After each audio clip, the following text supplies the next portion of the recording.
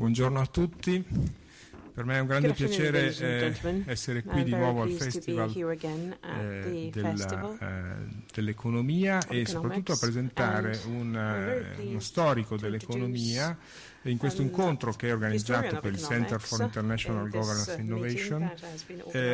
Harold James, uno storico dell'economia che ha al suo attivo moltissimi libri che possono aiutarci a capire qualche cosa di più su un tema che in realtà ricorre moltissimo in queste giornate del festival, che è quello della globalizzazione. E Harold James, che insegna a Princeton, che si è formato a Cambridge invece in Gran Bretagna, ha scritto moltissimi libri, tra cui devo dire uno colpisce più che per il titolo, per la data in cui è stato scritto, che è The End of Globalization, lezioni dalla Grande Depressione, cioè un libro storico, cioè un libro che parla di un'altra globalizzazione rispetto alla nostra, non quella attuale, ma quella appunto che aveva condotto alla crisi del 29, però è importante appunto capire quanto la prospettiva storica dal punto di vista della storia dell'economia sia utile per capire che cosa succede oggi. Il tema di oggi è la globalizzazione si è autodistrutta. Nel modo in cui è presentato nel programma è un po' enigmatico in realtà, perché se pensate voi, gli eventi del 2016, anche questi di cui si è parlato molte volte, Brexit da un lato e la sorprendente elezione di Trump come Presidente degli Stati Uniti, che registrano appunto uno stop della globalizzazione, sembrano indicare un'inversione del processo di globalizzazione. Appunto. La domanda è: possono blocchi di paesi come Unione Europea o Stati Nazione offrire protezione sufficiente ai cittadini vulnerabili alle stesse forze che generano la deglobalizzazione? Ecco, in questa domanda non si capisce bene dove stanno i valori positivi, se nella deglobalizzazione o nella globalizzazione. Ma anche un po' dipanare questo tipo di dubbio, io credo che ci sarà utilissimo in ciò che dirà Harold James, proprio perché lui ha fatto una serie di studi che riguardano da un lato sì, la globalizzazione o le crisi varie della globalizzazione nel corso della storia, ma anche studi che riguardano per esempio qualche cosa che riguarda l'identità degli stati nel corso del tempo, in particolare la Germania, tra le due guerre, cioè che cosa ha significato tra l'altro prima la Germania delle guerre e poi nel dopoguerra, cosa ha significato appunto un senso di forte identità nazionale per condurre la Germania ad essere la protagonista attuale dell'Unione Europea. Quindi da un lato appunto riflessioni su cos'è la globalizzazione, dall'altro su che cosa invece gli Stati-nazione fanno, oppure gli Stati-nazione all'interno di un contesto come quello europeo nel caso della Germania. Abbiamo sentito in varie parti del festival quanto contraddittori sono gli eventi appunto Brexit, Donald Trump, come è difficile per i cittadini essere informati su quali sono gli effetti o i controeffetti appunto della globalizzazione. Ecco, io credo che in questo l'escursus che ci darà oggi Harold James riusciremo a capire molto di più proprio in prospettiva storica, e gli do molto volentieri la parola. Grazie. Professor James. Grazie molto. Ebbene con questo microfono. Can you hear me with this microphone? Sono molto felice di essere qui. Penso che meglio che io parli. I'm very pleased to be here. Per favore. Grazie. So, the world at the moment is gripped by a radical doubt about globalization. I think it became particularly acute in the G20, in the G7 summit in Taormina. We're going to have the G20 in Hamburg in a few weeks' time. But at the G7, it was really... L'altro microfono. Okay. At the G7, it was really quite noticeable that the countries of the world seemed to be united against the United States. And the President of the United States was making this big anti-globalization pitch.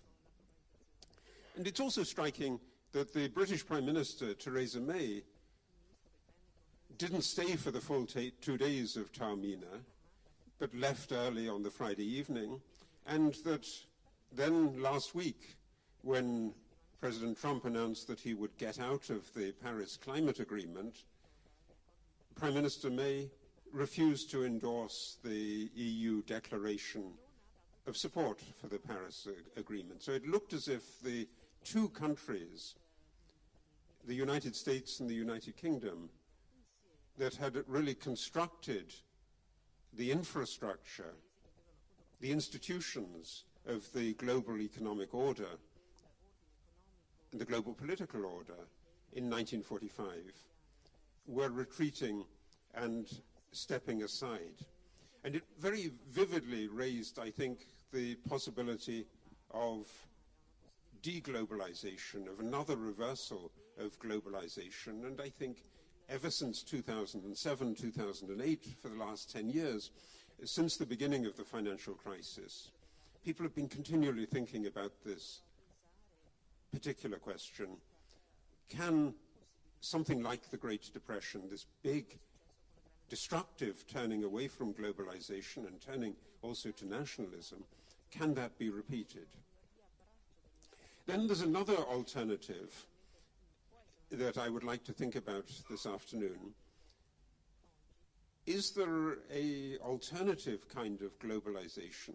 Sometimes people call this globalization 2.0, associated with China, associated with the One Belt, One Road, or the New Silk Road initiative.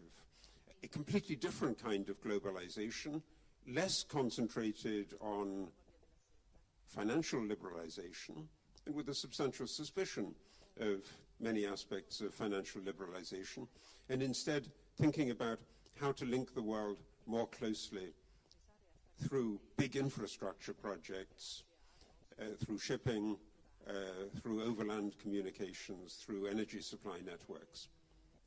So that's an alternative globalization that's currently being debated.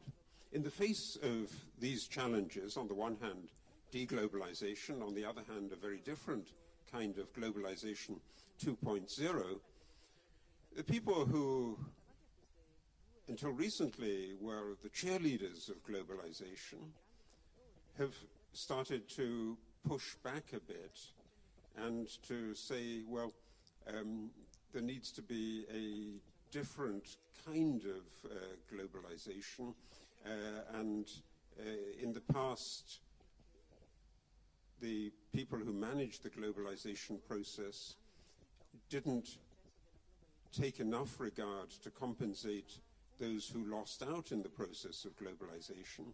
And so what is being experienced dramatically in the Brexit vote or in the presidential election in the United States is a vote by those people who experience loss. I don't want to call them losers, because loser is a favorite word of Donald Trump. But I think this argument is problematical. I think mainly because it's not really clear what the substantial gains from further globalization in the future will be. In other words, what the profits from globalization will be that can then be redistributed to the losers. And in fact, it seems to me likely that the marginal returns from further global integration are probably falling, and at the same time, the costs historically incurred by people who've lost out in the globalization process are increasing. And faced by that, a decreasing amount of money that you could distribute as compensation and increasing claims, this idea of compensation, I think, is fundamentally problematical. And indeed, that process is the one that I explored in the book that Signor Masarenti kindly referred to in 2001 about previous cycles of globalization, because it does seem to me that it's not just the globalization of the 19th century, the early 20th century, that was knocked during the First World War and then destroyed finally in the Great Depression. That wasn't the only incident of globalization in the past. There were globalization episodes in the 18th century when the great British and French colonial empires started off. There was globalization in the 16th century led by Habsburg Spain. There was globalization in the medieval period but focused on Central Asia. People talk about the Pax Mongolica as a precedent for the Pax Britannica and the Pax Americana. And in a sense, the Roman Empire was also a globalization. And all of those had these pushbacks, these setbacks. So the idea that globalization is inevitable and that you simply move on by an inexorable logic to peaceful coexistence and a universal distribution of benefits is, I think, a really historically naive view of how the world has operated. So let me think briefly about the ways in which deglobalization might occur today. And globalization, you can take it very broadly. It's about things that move internationally. So goods move, people move, money moves, ideas move, and I want to deal with each of those in turn. Because of the memory of the Great Depression, and because I think policymakers, when they look back at historical episodes of deglobalization, really focus on the Great Depression. And the Great Depression is, above all, associated with a dramatic collapse of international trade. It's trade that people look at first and wonder whether in the trade area there's likely to be a big pushback against globalization. So some of you might have heard the panel at 12 o'clock in the round the corner in the law faculty, and they were skeptical that there would be a big trade backlash, even though there are people in the U.S. administration who are very, very hostile to free trade and regard the current trading environment as fundamentally unfair. So people like the Commerce Secretary, who's after all important in dealing with trade, Wilbur Ross, or the new head of the National Trade Council, Peter Navarro, who wrote a book with the title Death by China. So he wants to avoid that.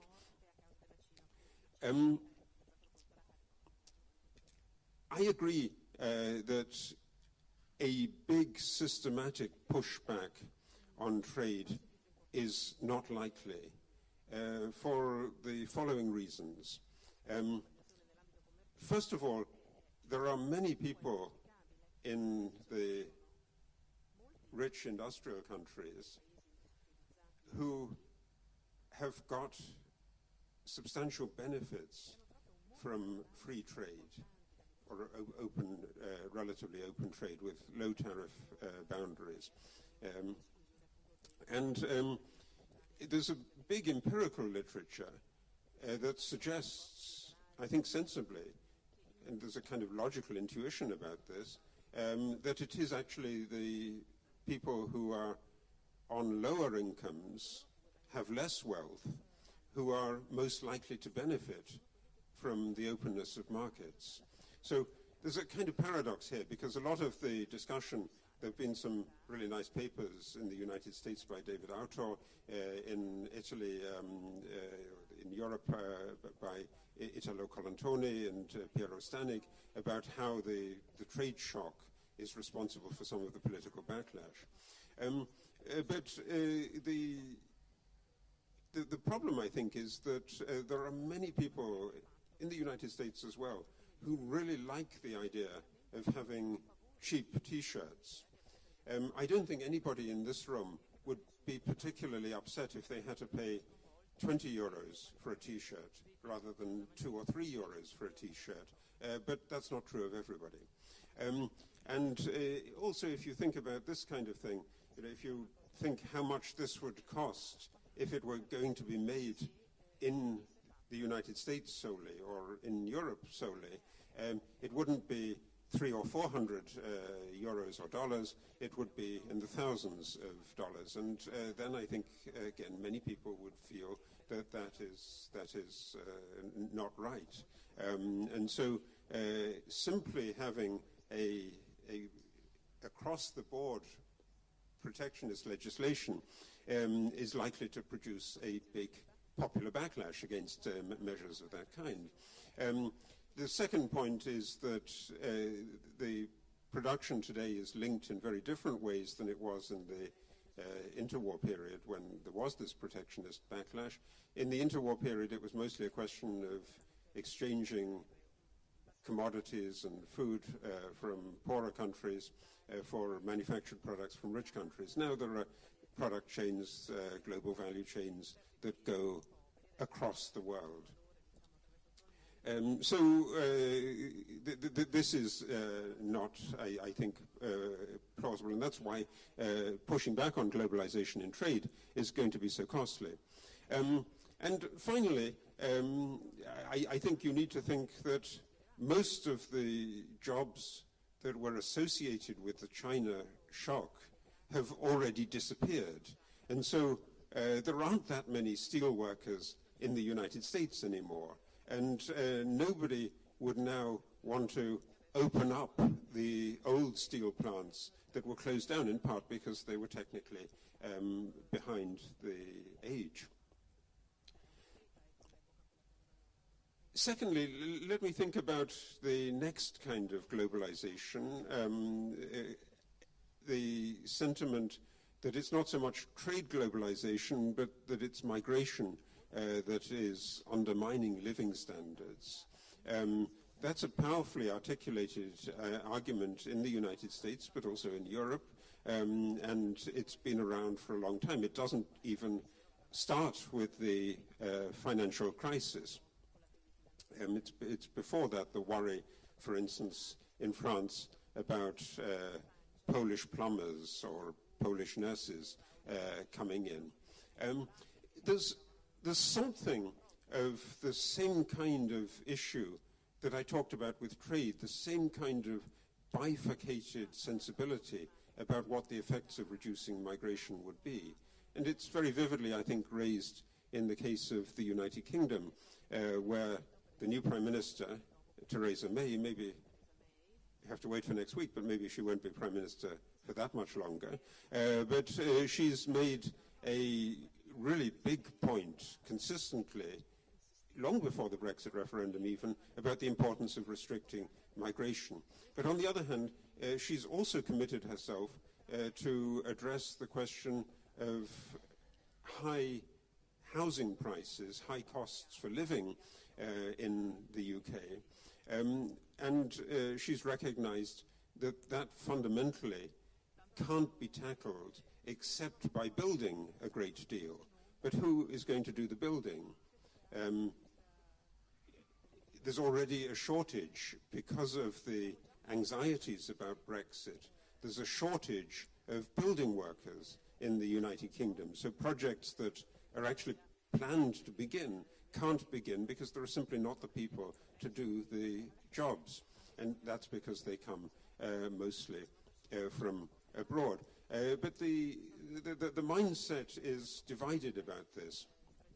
I was struck, really.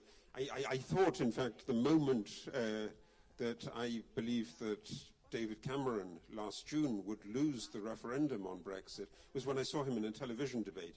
And there was a very angry lady in the audience who identified herself as a worker for the National Health Service, who said, "Don't you realize, Prime Minister, Mr. Cameron, don't you realize that the National Health System, National Health Service, is strained beyond capacity by the demands of foreigners coming and demanding health services, health treatment by the NHS.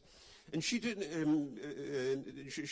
made this point, and the Prime Minister didn't respond in the way that I think many people, I think many of you might have responded by saying that without the migrants, the National Health Service would be in difficulties, because it's the nurses and the cleaners, but it's also the administrators and the doctors that come from other countries, and the national health system really depends on this substantial measure of immigration. So turning against migration is likely to happen. It's happening already in the United Kingdom, in the United States, but the economic consequences of that will probably be expressed quite quickly in terms of lower growth and lower welfare in general.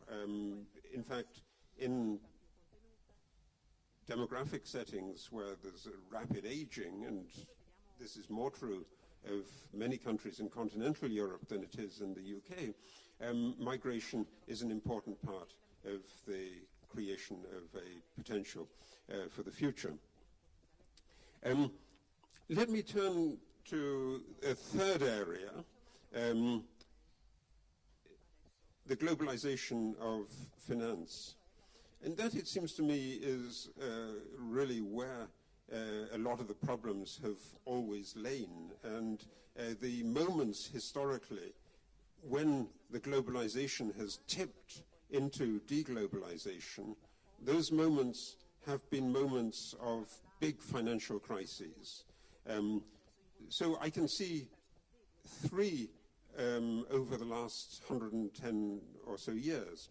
The first is little known in 1907, but it's quite interesting and quite important, and in a way sets up, in a way that I hope to explain briefly, the stage for the big geopolitical conflict.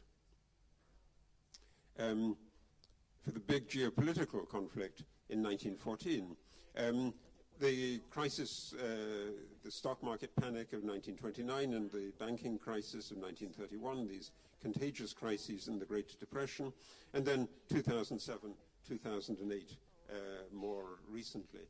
And in each of those cases, the reaction has been, you need to make financial systems more secure against the spillovers of bad policies from other countries. You need more national regulation. You need to make sure that regulation occurs in a national setting, and that you aren't affected directly by something that is happening a long, long way away. So there's a kind of creeping renationalization of finance in the aftermath of the 2008 crisis.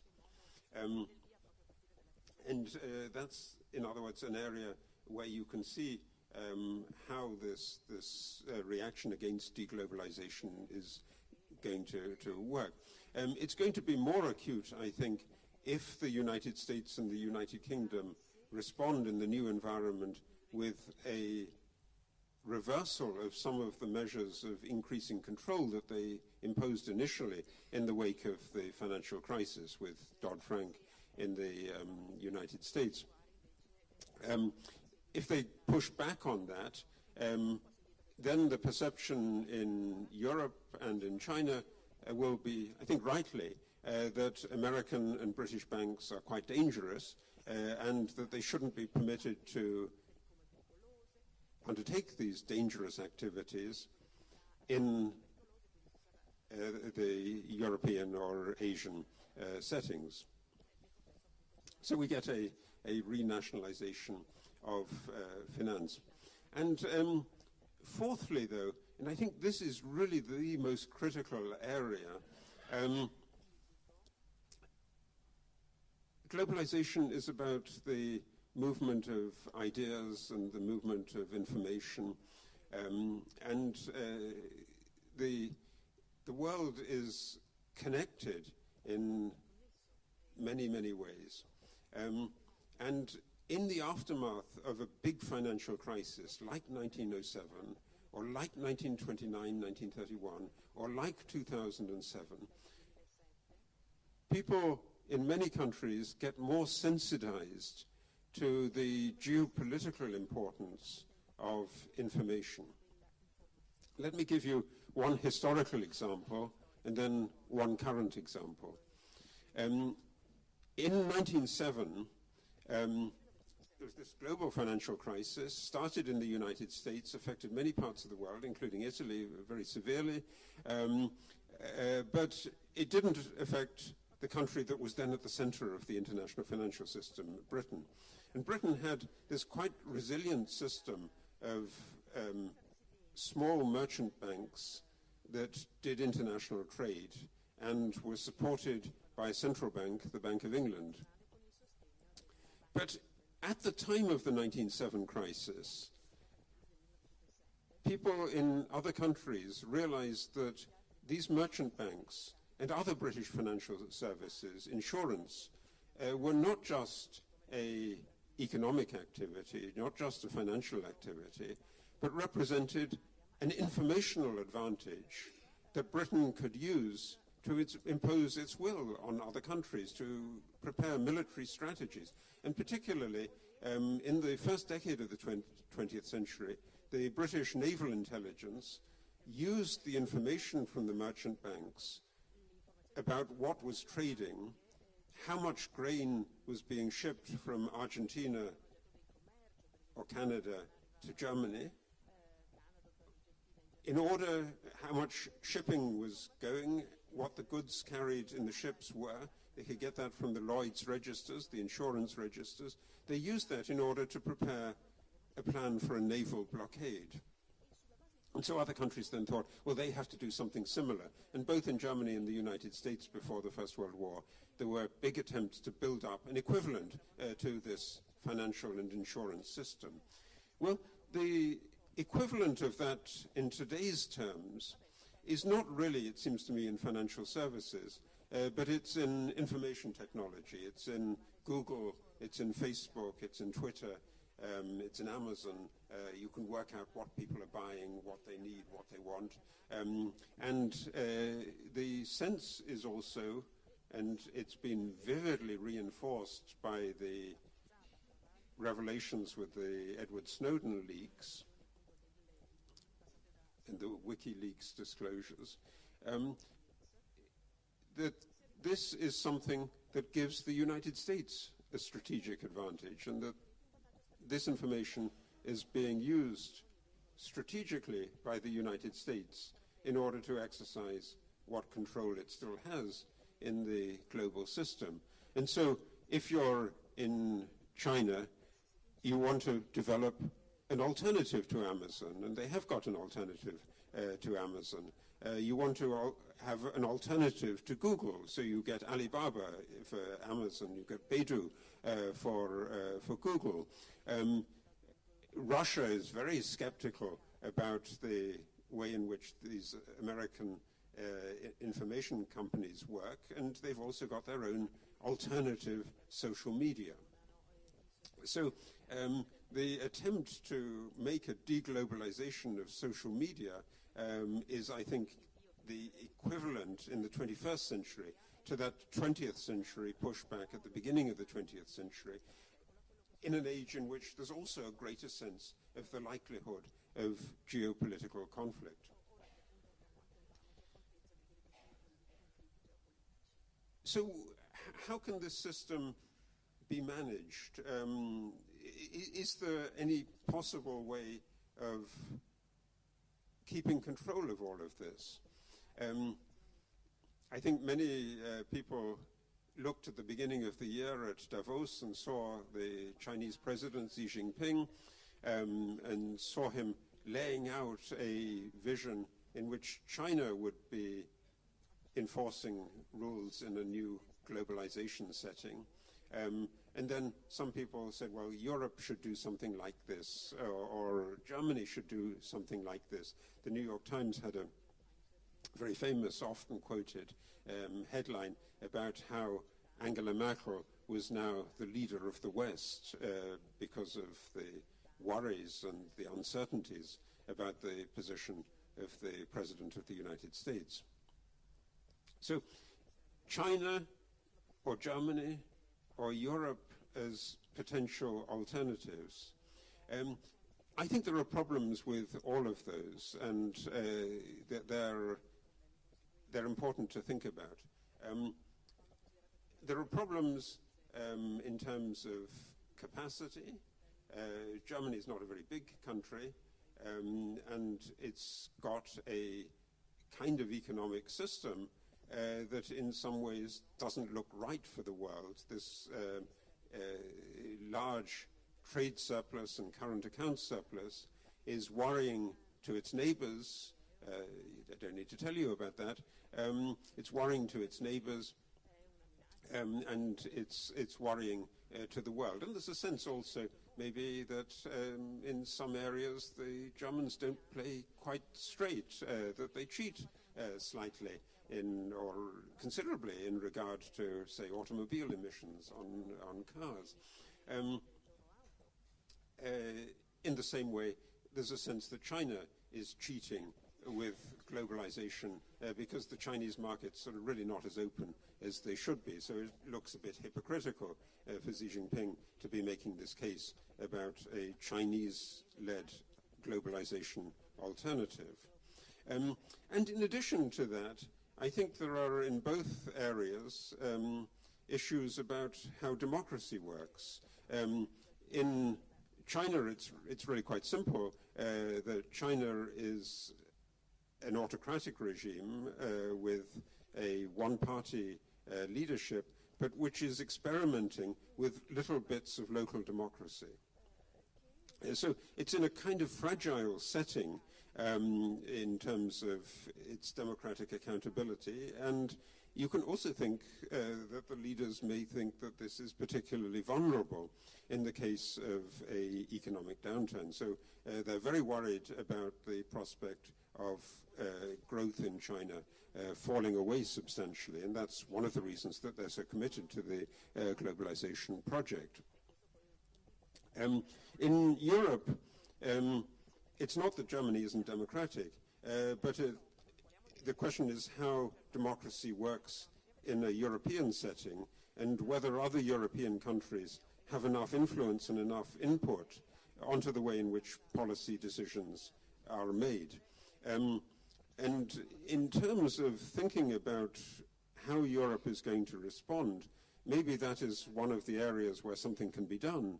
There are obviously big challenges, and it may well be that the current political setting, with Britain out and with the United States in an almost hostile position, it makes a lot of sense for Europeans to get closer together on particular issues. So I can think of possibilities for cooperation on defense issues. It's clearly a necessity with the current stance of the United States. For cooperation on refugees, because it's really just one or two countries, Italy and Greece, that are on the frontier of the refugee issue. Cooperation in terms of coordinating energy markets. That's also a critical requirement in the situation with security challenges, with greater security challenges. So there are these possibilities of effectively working together more. But then you need to think of ways in which this is accountable to the European Parliament, and in which the powers and the influence of the European Parliament are more effectively expressed than they can be in the current setting. So working on Europe in that way, there's plenty to be done, there's plenty of potential, but it's not there yet, and so it's a challenge rather than a conclusion. Maybe also you should think of the way in which globalization can be managed by international institutions. So that was really an important part of the way in which the open global trade system worked in the aftermath of the Second World War, after 1945. And the international institutions worked, it seems to me, in three possible ways, but none of them are really quite satisfactory in the world as it is today. The first way in which international institutions might be envisaged as working is having a quasi-judicial role in arbitrating disputes between countries. That works quite well in the trade area. The WTO works very well in this regard. It doesn't work well in the monetary area or in the financial area.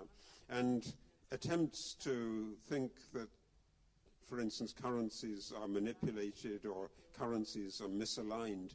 There have been various attempts to do that, but they've never been successful. And the big countries in the past, in the 60s and 70s and 80s, Japan, in the current century, China or Germany, they've never really been effectively sanctioned in this way, and there are many reasons why that's very difficult to do.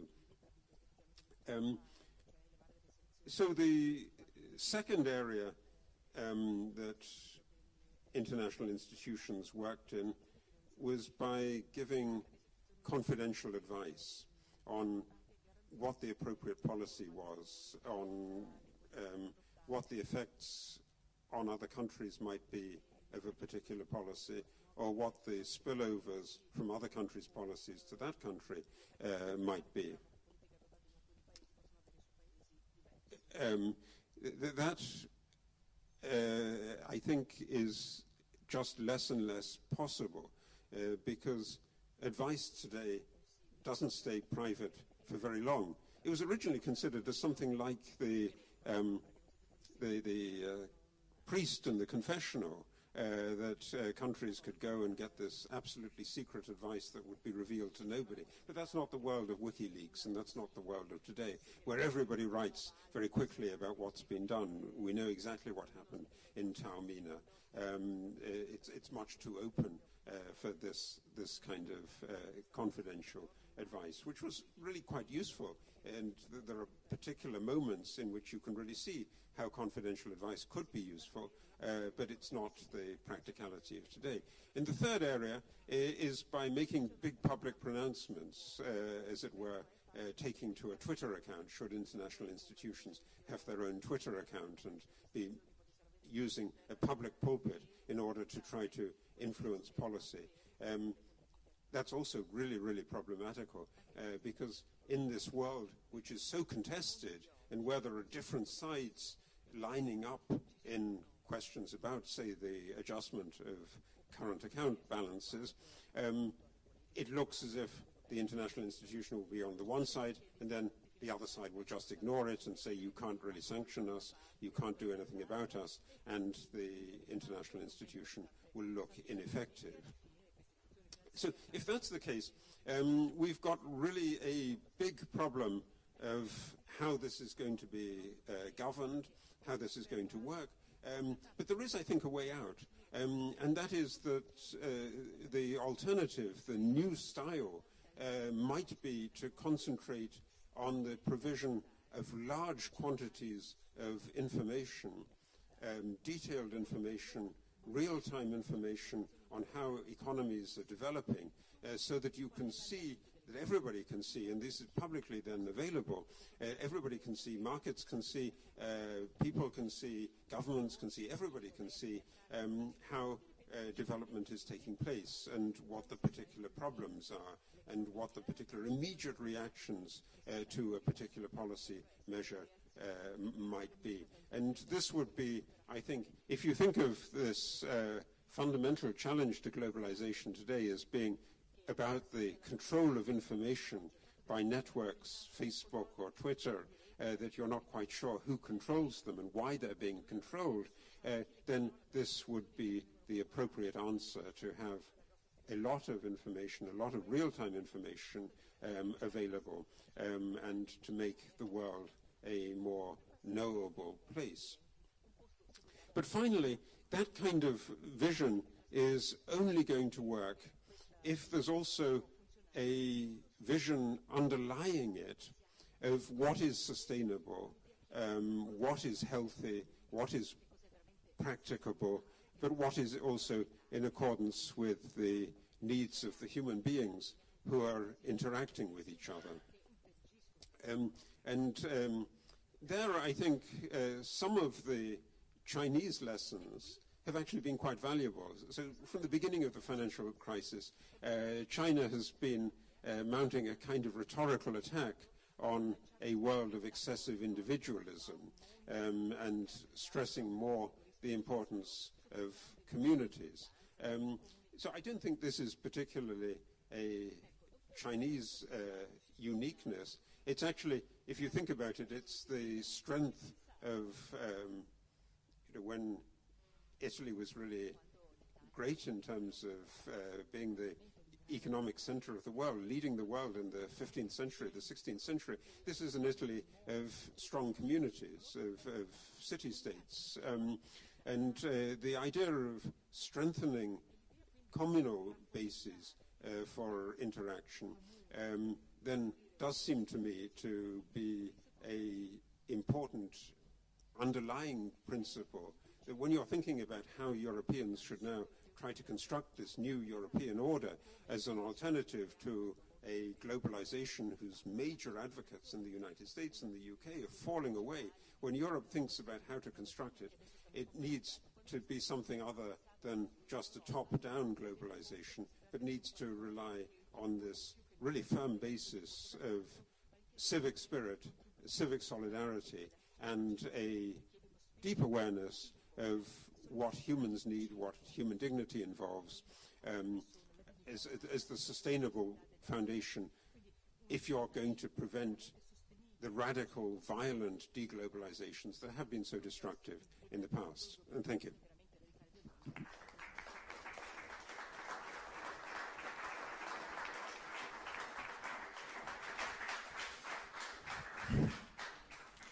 Grazie per questa lezione davvero illuminante. Thank you vorrei very fare much subito for una this very domanda enlightened che riguarda I wanted to ask you a question parte, immediately, riguarda appunto referring to the questa last part of your necessità presentation di, and what you said rendere about the disponibile need a tutti of delle making informazioni information, attendibili attraverso la quale reliable prendere information delle available to decisioni. everyone La domanda che to be mi used to viene make però decisions. spontanea è che proprio The ci fa question that tornare al tema arises del nostro incontro, here cioè that ai takes me due back fenomeni to del the 2016, core of this Brexit e meeting, Trump, namely dove il Brexit pericolo and è President proprio Trump, attraverso l'utilizzo where anche because di of the use of platforms di una sorta di and populismo che the poi social si networks, impone a new rispetto form of invece ai populism valori che abbiamo appena has sentito been prevailed over the delineare, values that e you cioè previously quelli di una mentioned, vera that is to say, the partecipazione participation informata del of the corpo community, elettorale the rispetto alle decisioni involvement pubbliche molto of importanti the come electorate appunto uscire when it dall'Unione comes to Europea important o il decisions votare like il leaving Presidente or degli the Stati Uniti. EU or Allora, electing io the credo American che per citare president. un economista So, importante to che quote è stato an anche important qui al economist who has been here che dice at che the appunto la Trento Festival, democrazia Marcia Sen, who said that democracy questa capacità di innescare is un mainly buon the ability to pubblico. fuel Ecco, a diciamo good le cose che ha public detto debate. Harold James sono Well, le after what basi Harold di un buon James dibattito said, we pubblico can say that what he sulla said are the very globalizzazione. basis of Ecco, a il good problema è come public debate on davvero globalization. arrivare But the problem nelle is situazioni di how voto can dove we abbiamo dei leader politici, pensiamo a Cameron, accept the idea that anche a political Trump, leaders ma like Cameron che fa un and Trump, referendum like Cameron in particular, come who organized pensando a di avere referendum una sorta di believing entusiastico that he would receive da parte an enthusiastic audience, che è il contrario reaction di quello by che the stiamo electorate, dicendo, which is cioè exactly non the opposite of what we are saying un'informazione. here. E tant'è che lì hanno vinto chi So much so that the less informed, let's say, won the referendum. I think that the Brexit is the result un paradosso della democrazia, un paradosso della partecipazione nei processi decisionali, paradox of the involvement of the citizens in the decision-making process, where those who think in a certain way prevail over the others without thinking adequately of the consequences of globalization or leaving the EU. So How do you see this topic, which relates to democracy, and in this specific case, democracy can only be globalized if you really want to solve all the problems we've faced? Right. I mean, this one as well. I mean, I think the problem with Brexit was also about a skepticism about what the experts were saying. So, exactly, the experts in the Treasury or in the Bank of England or in the International Monetary Fund, exactly these institutions that should be providing reliable basis for making decisions, seemed to be giving advice that was not right or didn't seem to be plausible, and people couldn't really carry out in their minds the logic that those forecasts were based on. And so, in part, I think both the Brexit and the Trump phenomenon are votes against the experts. Who are saying, well, deglobalization is bad and will have all these painful consequences. That's, I think, where talking in big aggregates about what the likely effect on GDP is going to be is the wrong way of going about it. What you need to know is really how individual areas will be affected, how individual jobs will be affected. And so it's already come up, I think, in a big way in the discussion about the exit from the Paris Climate Agreement, that there aren't that many jobs in coal mining. There are not that many jobs that are likely to be created in coal mining. But on the other hand, there are a lot of jobs in renewable energy that might be at risk as a result of this move. And so it's that kind of knowledge, rather than the big-scale forecasts, that I think are really going to be crucial for this. Sì, questo della mancanza di fiducia negli esperti è un altro dei temi che serpeggia in vari incontri del festival. Yes, the lack of trust in experts is another topic of the festival. But I think the problem remains. In other words, how can this confidence be restored? How can the trust in the experts be restored? Of course, I'm talking about the worthy experts. So how can it be a volte, ecco, diciamo che ci sono stati restored? episodi appunto recenti, We have pensiamo a heard Draghi, recently come ha stabilito in maniera corretta e comunque stabile, no, Mr. Draghi, who managed to stabilize the European monetary policies by making very simple statements that, however, were very credible and led to the expected results. So what has led to the skepticism of the citizens towards the experts? What are the main factors?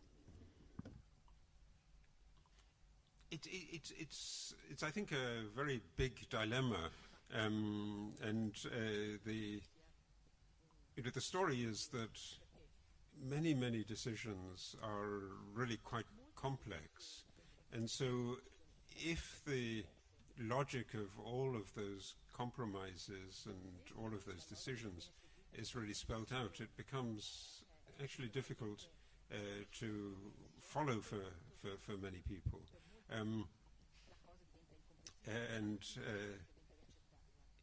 I think you could say exactly this about the politics of the ECB. I mean, this is an instance where it actually works in a rather different way, in that the suspicion is greatest in Germany or in Northern Europe about the ECB. And, I was almost struck that I read recently, it may seem a long way away, but a book about Martin Luther and the Reformation. And the book presented both Luther's views of the Catholic Church and the Catholic nuncio's views of Martin Luther. And Luther thought that the Catholic Church was over-sophisticated and over-complex, and the theology was over-refined. And on the other hand, the nuncio thought that Luther was just crude and didn't really know Latin, and didn't understand complex theology. And so it seemed to me, when I read that this was really addressed to Germans who think that Mario Draghi is too complex and too sophisticated and doesn't understand the fundamental necessity of protecting savers. And it's actually a misplaced kind of suspicion in that case. There are just many areas which are complex, but I go back to this point of thinking it's better if you can think about it in disaggregated ways, and if you don't have to think about big abstractions like GDP, but you can make it real in terms of what this costs for a particular area, what it does for a particular area. That seems to me to be the area that the experts need to address in this. Grazie. Se ci sono delle domande da parte del pubblico sono assolutamente benvenute. Abbiamo un quarto d'ora, 20 minuti.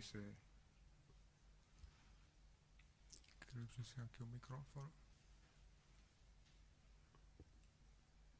Prego, qua in prima fila. Aspetti un attimo il microfono, per favore.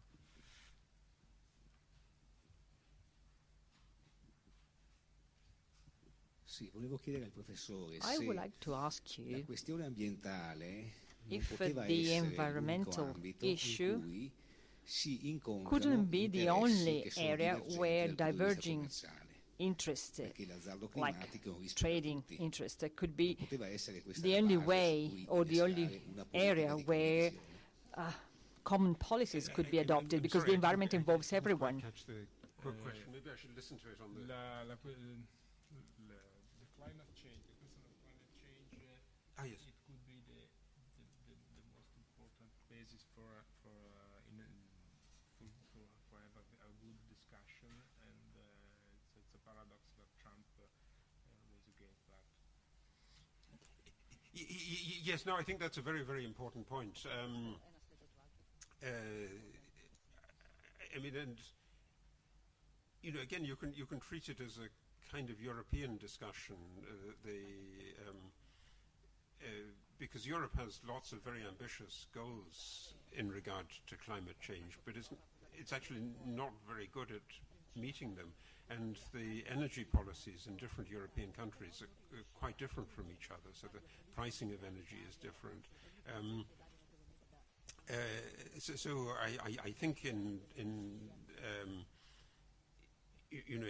that regard, getting European wide agreements, and in particular, if you think of the issue of renewables,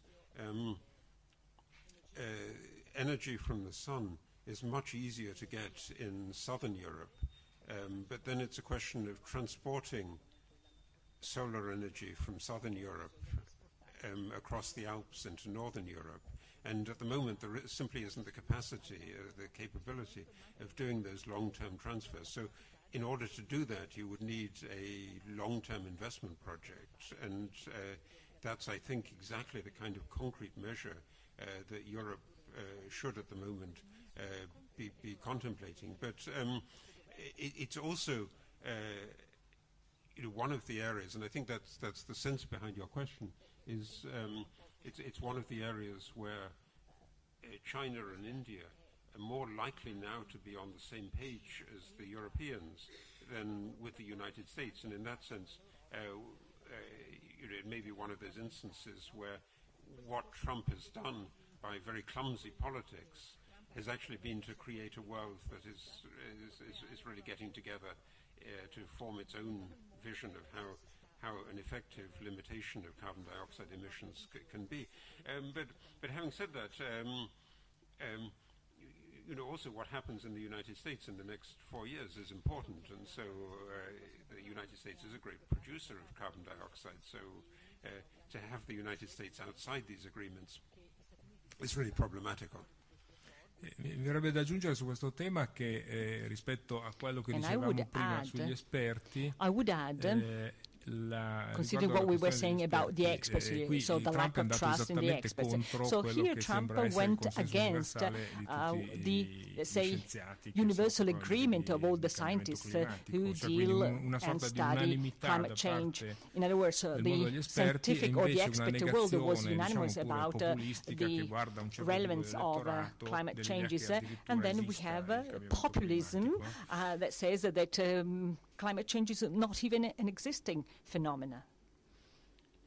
Yes. I mean, this is similarly, I think it's exactly the same revolt against the experts.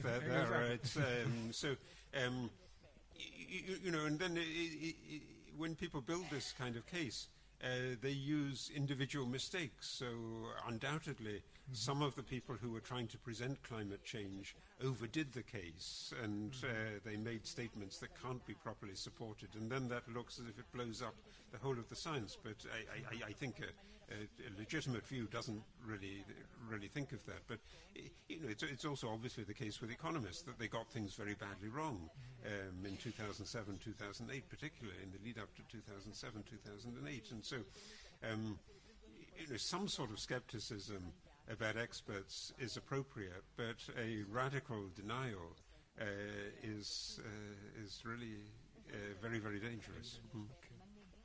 Sono altre domande?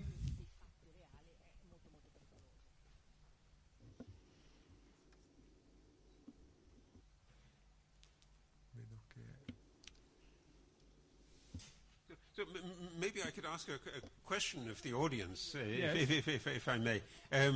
So how many of you think that globalization as it existed up to now, in other words, with increased movements of goods and increased movements of people and capital flows, is likely to continue?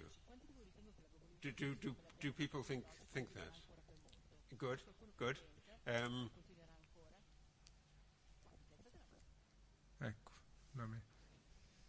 And who thinks the opposite, that there's likely to be a really radical setback? So the kind of thing that I sometimes, in my worst nightmares, imagine of this radical deglobalization. So slightly fewer, but it's very interesting. You're really divided about this, and I mean, I think that division expresses exactly the sentiment of the, you know, Europe, Italy, Trento, but the world as well, standing on a kind of knife edge and wondering which way things are going to move. And now, maybe you pose the question in a sort of descriptive and predictive way. But what about the in terms of value? Is better to continue? Is better to stop in some way? Do you think people are also divided in this, in the consideration of globalization as a good thing or a bad thing? Yes, absolutely. I mean, maybe we should have had that other vote as well. Do you think it's a good thing or do you think it's a bad thing? Because I think it's one of the dilemmas of this, that, you know, looked at from the good of the world as a whole over the last 25 years, it's very, very clear that it's allowed a very, very substantial number of people to escape from extreme poverty. So the problem of poverty is really greatly reduced in China, in India, in most Asian countries, not in Africa, not in sub-Saharan Africa. But this is a world that, for that reason, is actually more sustainable. But it creates a kind of fallout in the advanced economies where we think that we're losing jobs because of globalization, and then increasingly we're also worried that technical change is having the same kind of effect as globalization. So at the beginning, I think you could see who was losing from globalization, in the sense that I remember being in Milan about a decade ago, more than a decade ago, in the early 2000s, and there were stories in the newspapers of how skilled workers in the in clothing and textiles and in leather and shoe manufacture were going to China on 5-year contracts in order to tell Chinese workers how to make the quality Italian production. You could see that they were in effect writing their own jobs off. But today, I think we're in a much more radical world in that there are many, many jobs. We think of truck drivers that are likely to be marginalized because of the driverless cars. But you can think of what I do, university teaching. Couldn't this be done more efficiently by machine learning? In a lot of legal work, a lot of medical work. There are a lot of doctors at this meeting because we're primarily thinking about health. But in some ways, you can get much better diagnoses if you have a bracelet that's connected to you and is continually giving real-time information quickly to a diagnostic computer that can then tell you what drugs you should be taking and make sure that you're taking exactly the right number at the right time. That's much better than a conventional doctor. So, there are very, very few jobs in the end that can't be taken away by the combination, I think now more of technology than of globalization. Ci sono domande nel frattempo? Prego.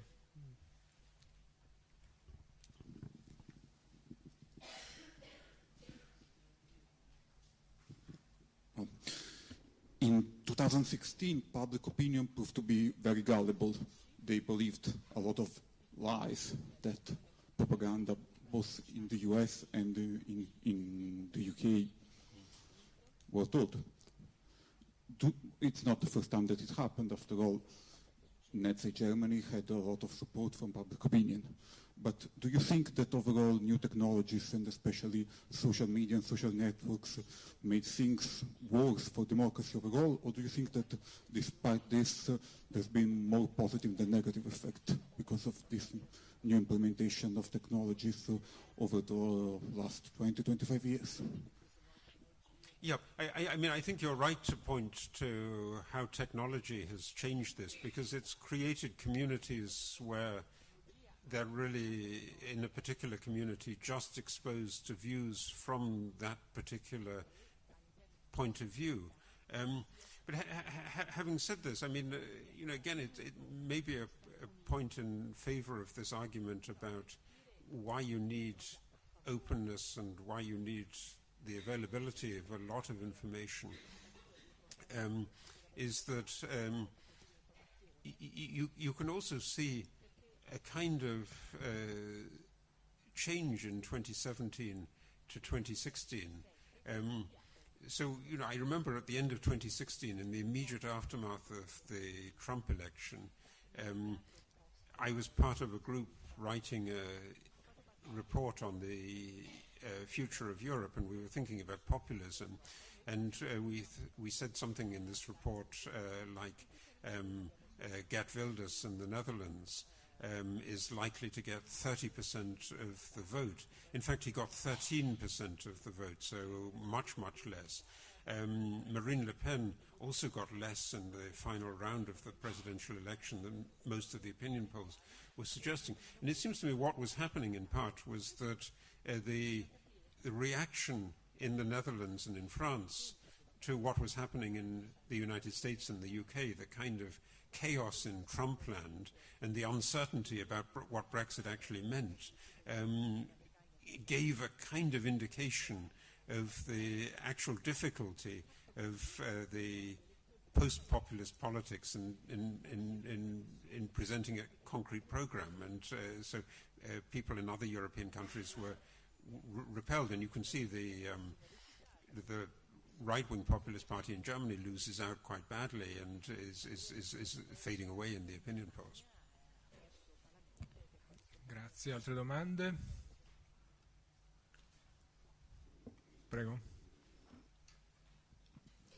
Hi, referring back to the Facendo riferimento a quello che si diceva prima, cioè la globalizzazione violenta e distruttiva, il suo incubo peggiore, ma è anche il mio peggiore incubo, cioè avere questa deglobalizzazione violenta.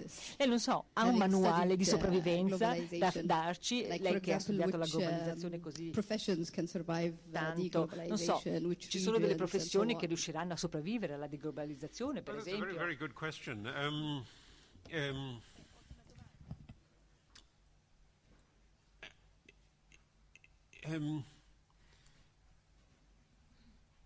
Because this mood of deglobalization that I can detect in the 1930s is really pervasive and quite pernicious.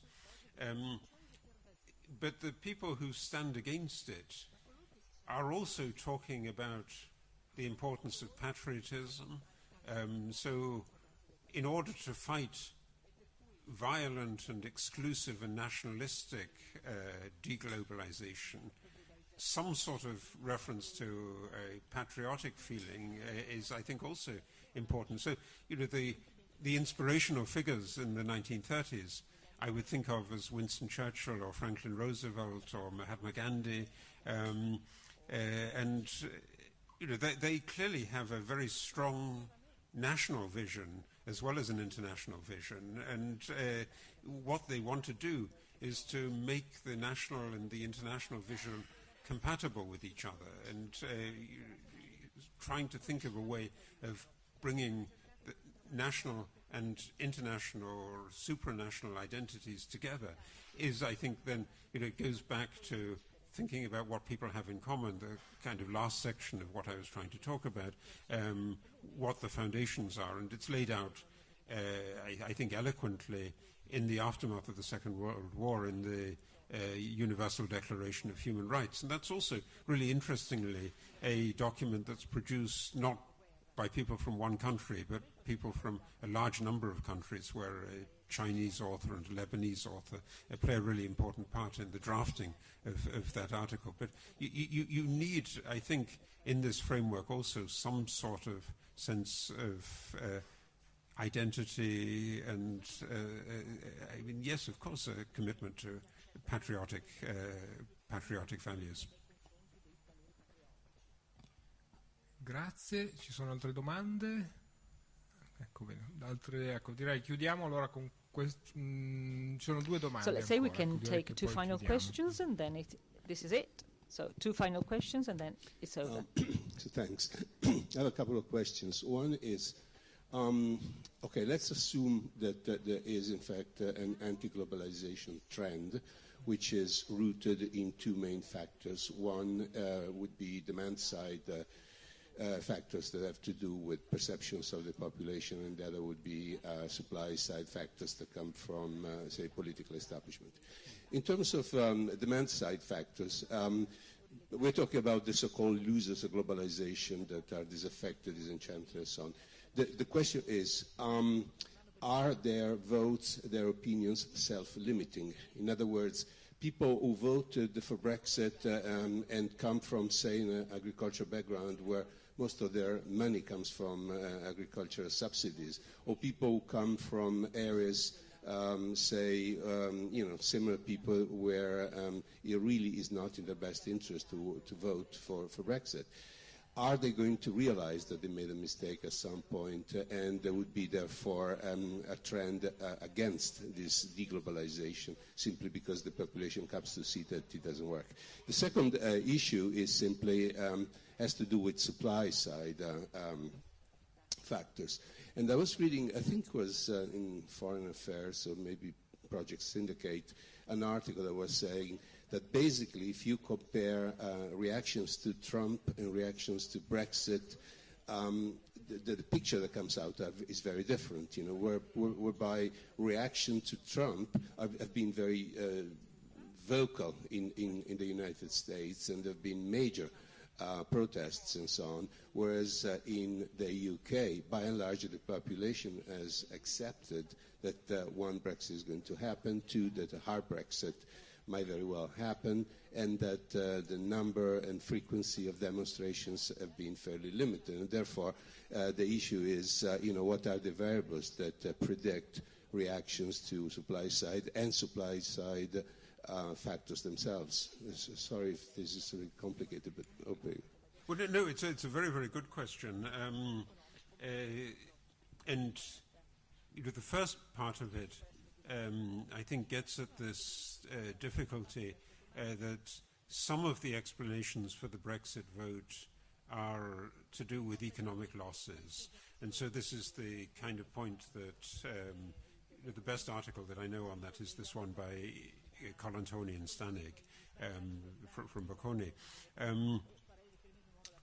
But part of it is also cultural. And so it's a reaction against the big, glittering cosmopolitan cities like London, which are very successful and where the schools are very good, by people in rural England or in small-town England where they think the schools have slipped back and where they're left out of this cultural universe. And, those are exactly the people who maybe, as in Cornwall, they have agricultural subsidies that they get from the EU, or in some of the manufacturing towns. And a striking one that got a lot of commentary was in Derby, where there's a big aerospace industry which is really dependent on being linked to all the European aerospace, but they voted for Brexit as well. And their bosses, their managers were telling them all the time they should be voting to stay in. But part of the protest was, we don't like the leadership. And I think you're beginning to see something, and this gets on to your second question, why isn't there more reaction against it? In part because nobody really knew what Brexit involved, and there were so many different scenarios, and there's still different scenarios. It goes back to experts' projections. So if there's some kind of trade agreement that's worked out, it could be a relatively small shock. A hard Brexit where you suddenly find yourselves without any trade agreement is a much bigger shock. And the moment that hits, I think you will get the protests. Actually, you already get the protests in some of the election events that the Prime Minister's been holding. So she was in Bath either yesterday or the day before yesterday, and she got a lot of questions from businesses that were worried about the future and worried about their order books. I think the question about the protests about Trump, the protests against Trump are not primarily driven by economic fears of what happens with Trump's deglobalization, because again, we haven't seen that much of it, but it's to do with the cultural stances of Donald Trump, and he's much more militant and much more aggressive, and I can understand that cultural reaction very well, isn't it? But it's not primarily people going on the streets demanding free trade. That's not what's happening with those protests. Yeah, I understand that we are running out of time, so I try to make it short. In your very interesting talk, you touched very areas, but you didn't mention one thing where many people are worried about, and that's terrorism. What do you think? Terrorism is a factor that pushes us in the direction of globalization, for instance, because secret services are forced to cooperate, or is it a factor that pushes us towards deglobalization because people want to protect their countries from terrorists? Right.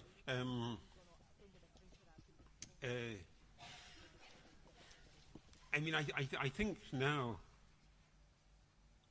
the way in which terror and terrorism are seen is through the angle of through the lens of a globalization perspective. So they think terrorism comes from outside somewhere, and it's very different to the world that I remember in the 1970s in Britain. There was a lot of terrorism, but it was more targeted. It was more targeted against political objectives. In the early 1980s, they blew up the hotel that the cabinet was staying in at the Conservative Party conference. In Italy or in Germany, there was the terrorism from the left. In Italy, there was terrorism from the right as well. In this area, in Alto Adige, in the 60s, you had an enormous amount of terrorism, but nobody suspected that it was global. And so, when you deal with that now, you don't think of this, I think, anymore as an issue. But you can see in Bolzano the monuments that are destroyed. Now we think of terrorism as a global threat, but something like the attack in London yesterday evening, a terrible attack, but it's a very low technology kind of attack, and it's something that demands very, very little sophistication. It's very difficult as a consequence to think of a right strategy for dealing with that. The strategy depends on the interception of communications, and the reaction of that by terrorist groups is to go more for these very low-level bits of terrorism. I think we just need to treat that as a kind of byproduct of a global world. There's very, very little I think you can really do about it to end it.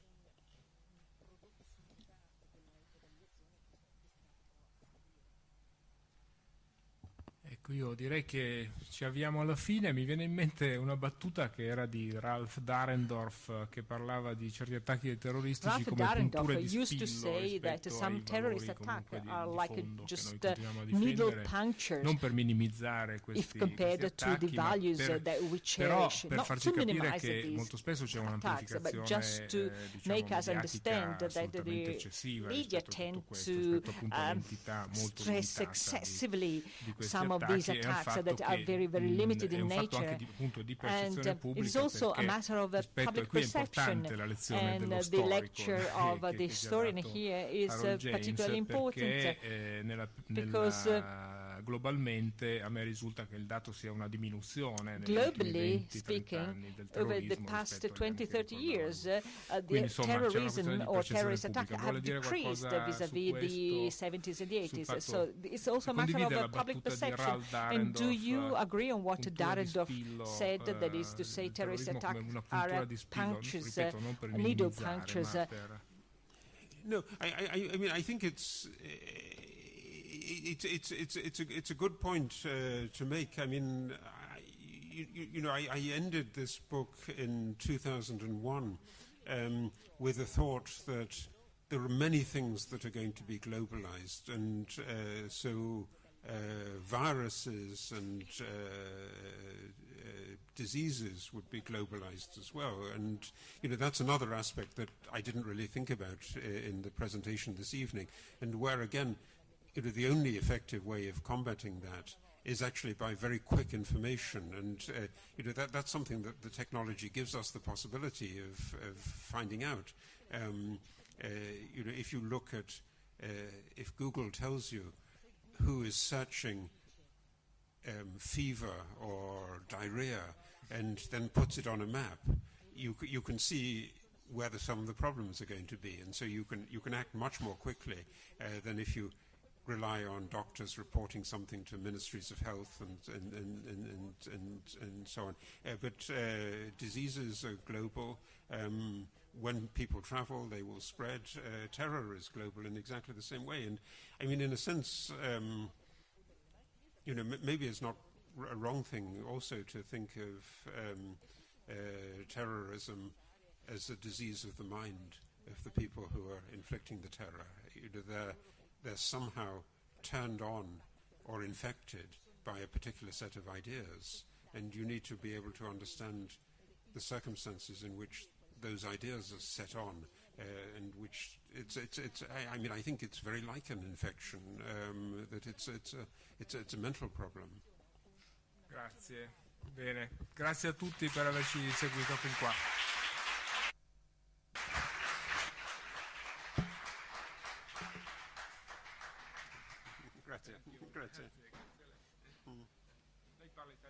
Sì,